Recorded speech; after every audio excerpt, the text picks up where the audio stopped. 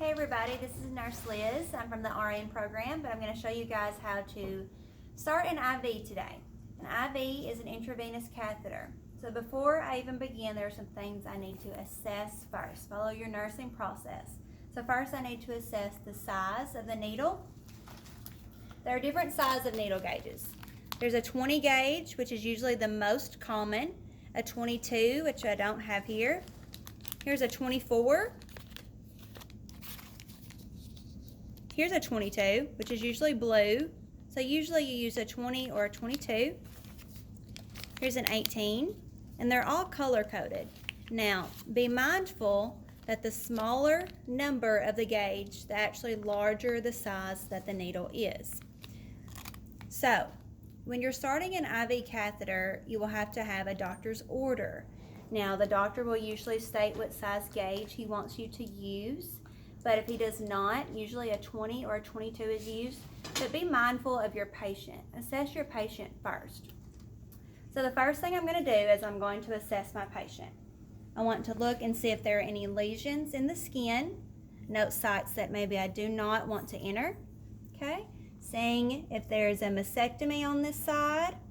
There's an AV fistula from dialysis in place. Those are precautions that I would need to look for that would tell me that I cannot place an IV in this patient. Now I do not see any of those, so this is going to be an appropriate site to begin. So I'm going to begin by washing my hands. Okay. And now my hands are clean, so if I touch my patient, I will have to re-wash my hands, okay, because now I'm contaminated. But I'm just looking at an appropriate site to go. Okay. I believe I found my site. I'm looking right through here. Looks like a good vein to go into. I'm going to don clean gloves. This is contact precautions. I'm dealing with blood and bodily fluids, so you have to wear gloves when you're doing an IV.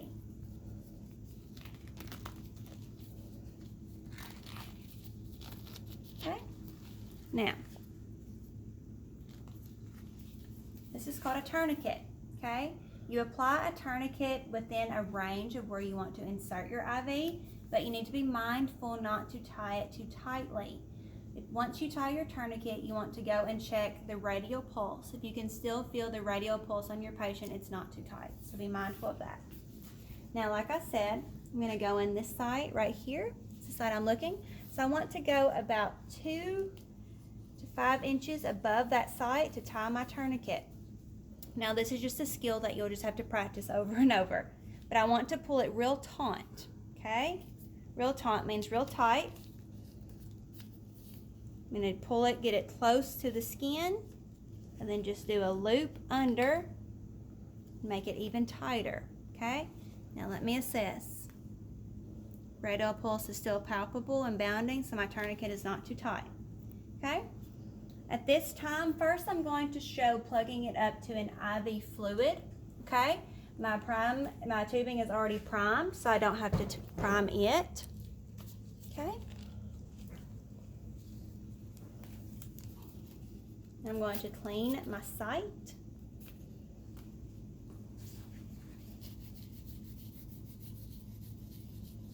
You want to clean it 10 times in a circular motion.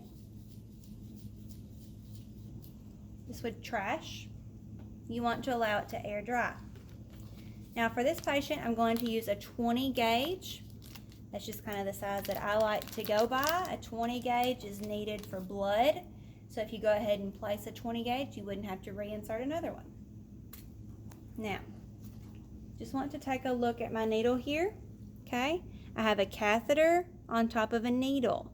It's very important that you educate your patient that the needle is not going to stay inside of them.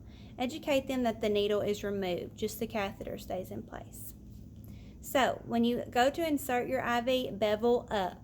Note the bevel is this end, okay, the little slant in the needle. So the bevel needs to be up in order to place the IV, okay? So, as I'm preparing, my site is clean. I have not touched it. Since then, I have not recontaminated the site. Now here is a method called pulling the skin taut. Now I'm just placing my thumb here and I'm pulling the skin down, okay? Pulling it taut. Now my bevel is up. My bevel's up, guys. So now I just want to go in at about a 35 to 45 degree angle into the vein. Okay. Don't have blood flow yet, so I'm going to insert a little bit more. And see, my catheter is filling with blood.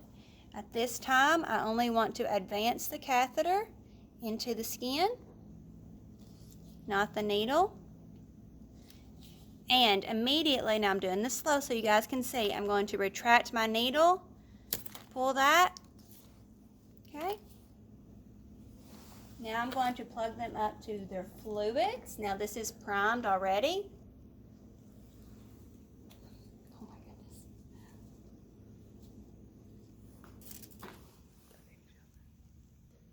I'm going to twist this on, okay? Now, my IV is ready. My IV is intact. Now be mindful. Let's just clean the site, okay? Or we tape it down. Now, taping an IV.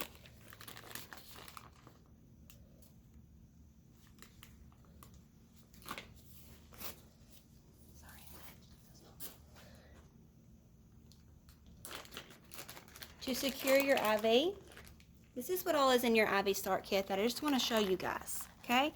You have chlorhexidine. This is the preferred method for cleaning your IV. You squeeze it, hear the crunch, and then alcohol comes out. You also have a tourniquet in place. Here's your tape. Before you start your IV, it's a great idea to go ahead and have this tape ready. You're going to do something called anchoring. Split the tape right down the middle and just have it on the side for you whenever you get ready. Now I'm ready to apply the tape. So the tape, the sticky side is up, okay? And I would have gloves on. Just be mindful, I would indeed have gloves on. And then go under the IV here. This is called anchoring. This is me anchoring the IV so that it does not move. Now, this is a sterile dressing. This is called a tegaderm. There's a little slit in your tegaderm here. See that, guys? That you want to apply over your IV site. Just like so. Now, you do not want to touch that side because it is indeed sterile. It is sterile. So I'm just going to kind of place this just right over this catheter hub here. Making sure that the split is near me. See that split, guys? Now this tape is just going to be removed. Just like so. Just peel it on around. It will stick to your patient. Now, this right here, pretty self-explanatory. Initials, date, and the gauge used. I would put that on there. Place that on the side of my patient. Okay, so now let's talk IV fluids. I've got my IV fluids hanging in the corner here. My tubing has already been primed, okay, because I don't want to cause an air embolus into my patient. It's already been primed. Here's your controller. This is how you control whether the fluid is going into your patient or it is not. Now, all the way down means that it is closed, okay?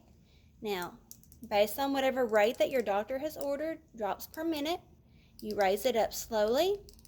And if you look, as I'm raising it, drops are flowing. So I've now started my patient to IV fluids. So I've inserted a 20 gauge catheter with fluids hooked up. And next we're going to show how to draw an IV lab. Thank you.